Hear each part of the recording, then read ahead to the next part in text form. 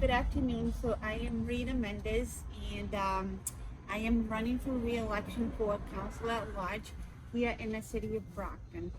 I first ran for councilor in 2019 and got elected along with Councilor Cardozo, the two women that got elected for at large. And we served the city over in the midst of pandemic, so it's been very difficult, but at least I can speak of myself, and I know that Councilor Cardozo as well. We've really been helping, trying as much as we can to help out the community and provide assistance. So it's been a difficult year for the entire globally, not just for Brockton, but throughout. But we're happy and happy again to be here, running for re-election, and yeah, so I am an immigration attorney. I work here in the city of Brockton. I'm originally from Brazil. I speak Portuguese, Spanish, English, and I'm very thankful to be here with all of you. I see your signs. The signs, you yes. said mother, not a politician. Correct. But you're running for a political office? Yes, yes. What's the... It may seem contradiction, I know, but it's your intentions and your heart. You can be political and do things for your own political advantage, and that is the difference. When you're looking at issues and you're looking as a mother, you know, you're looking for a future, a better Brockton, the Brockton that we're going to leave for our children. So we're looking at education, we're looking at public safety, we're looking at everything, even our roads that they have, bike lanes for our children. So we want to make sure that they are safer, because once we put our priority to our kids first, we know we're leaving a better Brockton for future generations to come, future leaders to come. So it's just how you approach the issues. And of course, by title, yes, being a counselor, you are a politician by title, but it's just how your heart and how you approach the problems and the issues. I think that is what makes a huge difference, because politicians, they'll look at their purse, what suits them first, and then the public. But Yes. once you come as a mother first, you're looking for our children, the public, the city, what is the overall best for our community. And you leave whatever the political intentions way, way, way in the bottom, because that is not your priority. It's just our focus, how we approach to things. So yes, there's a difference in being the mayor and the difference in being the city councilor. As a city councilor, I don't have any power to appropriate any city property and to provide funding, because there are city properties, but they are vacant and they require lots and lots of money to being able to renovate and keep it up, like schools building that it's just been in very bad condition. So if the city were to just give that property to any grassroots organization, or to all of them to come together so we could have a community center, then like you said, the funding would need to come as forms of grants in order to be able to renovate it and make it suitable to be used. And as a city councilor, we really don't have the power in our hands to operate. That comes from the mayor's office. And we've been pushing for that, but until we get a mayor that puts that as a priority, it is hard to say, because this has been the first year also for the current mayor, and it's been the pandemic, and everybody under the sun for the past year and a half has been focusing solely in keeping the pandemic under control, especially because the city of Brockton's been in the red. So there's been other priorities, and unfortunately, the community center has been something that it's been lacking in the city of Brockton. I do know that Representative Michelle Dubois proposed for the Massasoit community, the Massasoit right here nearby where we are, center to be given by the state to the city of Brockton, so we could turn that into a community center. And she came before the city council, talked about the project, talked about the funding, talked about grants. It hasn't happened yet, but I did put in my full support, and I told her anything that she needs from me or from the city council, we're standing side by side with her, trying to make that happen. Because if the state, because that's a state property, it's not a city property, but if the state were to give that to the city of Brockton, then we would have to come up with the funding to renovate that and to be able to use it for a community center. So that's also an avenue we're looking at. But that is something that is more under the control of the mayor to do it, and the city council can approve it. But we don't have the power to take money from this place and put it towards that.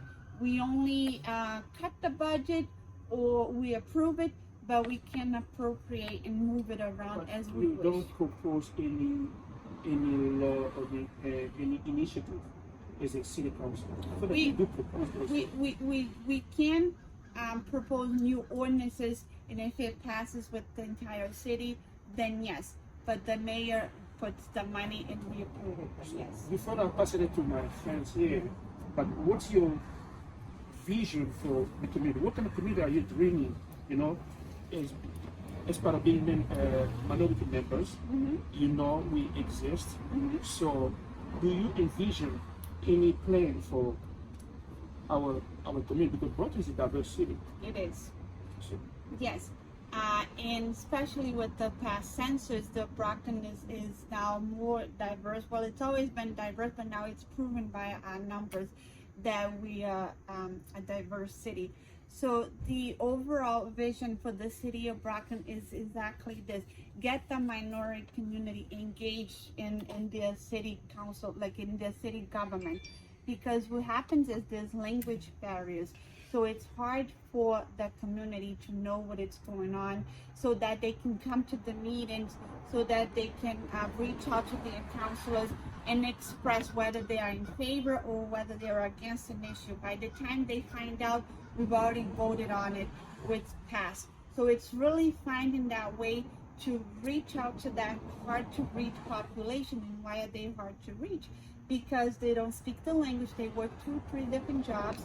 But community center is one of those things that I envision. So after school activities for our children, because what happens is our children go to school, when they come home, their parents are still at work, because the parents work in several jobs in order to put food on the table.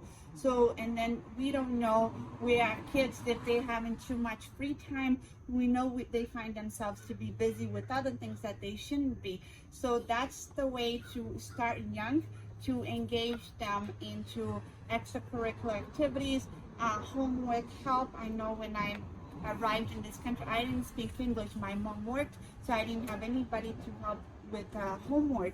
So, you know, to having that in sports and things just to keep them busy and engaged and out of trouble, and making sure that we have a safer community. And I think that begins at home, when they have that support from the community. So that way we watch out for one another. When we're from like smaller countries, the entire neighborhood, they know, they watch each other's children. So it's that community that we're missing here, because we're all busy at work, and we just hope that our children are taken care of, and that they are fully equipped to excel and being able to get approved to colleges, get scholarship, and that starts with the primary education at the high school level. So there's lots of work to still need to be done in the city. We can't do it alone. We need the community to partner up with us and tell us, what do you really want to be done? What you wish to be changed? What are your goals for the city? So we can work towards that. Wait. So this is you running for the second term, right? Yes.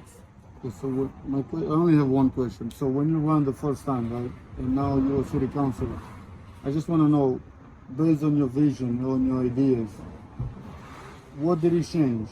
You know, because when you run and you became elected, you came with some ideas. Did those ideas came into the play? Do you see a big difference?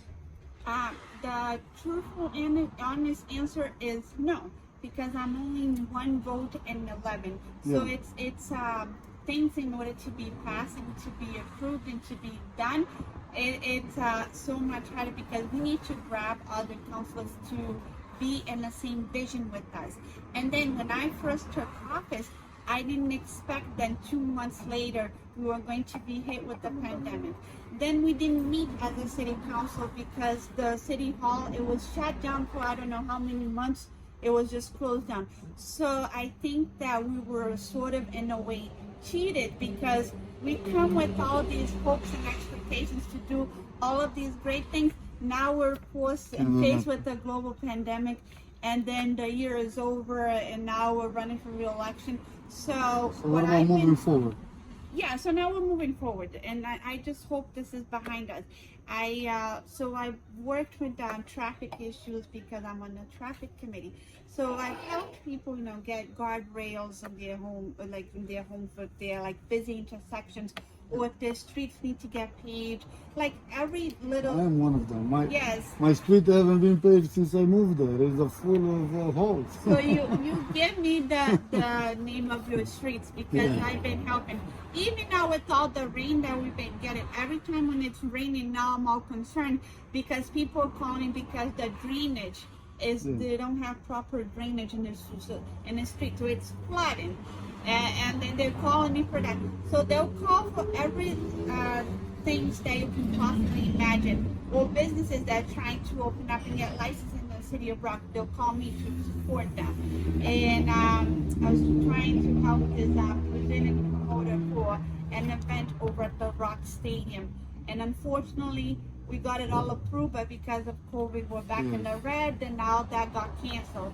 So it's not a very glamorous job that you see that whole progress that you wish you would see, but I see it as a small accomplishment. If I'm able to help one resident here, one there, and helping and making their lives better, or helping them with their problems, their issues, it's small wins. And the more of us that we have in the city council to get together, we'll see the bigger wins. But unfortunately, it doesn't happen overnight. We have to keep pushing, like you said, going forward and seeing and getting things done. But I love to take your street, so I can definitely put it on the list and push. It's not just putting it on a list, it's putting it on the list and keep on calling them to make sure it's going to happen. Because I want to hear from you guys and find out how can we make not just the Angolan community better, but by making that, there's also the Cape Verdeans, also the Haitians, it's also the other minority communities that are here in the city of Brockton. We face the same issues. We face the same issues of being able to get the same access to all the different, like you said, the grants and things that's going to be able to help our community. But yes, you can count that when you call, I will be there. And then when you have an issue, I will move mountains to try to help and solve it, like I've done it in the past, and like I do it for my clients and my work, and for our kids too, in school and education. So whatever you need, I will be there. But I'm not going to promise we'll get all of your roads fixed and that the crimes will be resolved, no matter how hard we try the issues with the police and all that stuff. But I will definitely be there and be a true advocate and reply and be prompt in response. And I think just by that alone, it's a great progress, because I know some people complain that. So, and last word. Yes. Thank you so much for having me here today, this afternoon. It was a pleasure being here, listening from each and every one of you. So again, I'm Rita Mendes, and I am running for re-election, and I'm looking forward to continue to serve the community in Brockton as aggressively as we can, and to make changes and hopefully to see that our dream come true, to have that community center, to have our kids being taken care of, and to really help the minority community to be more engaged in politics, more engaged in the city, and to know what is going on, and to have that transparency. And I want to thank you for having me here. Thank you very much. Thank you. It was a pleasure. I'm going to take a picture. Oh yeah, a picture. You can take a picture. Yeah.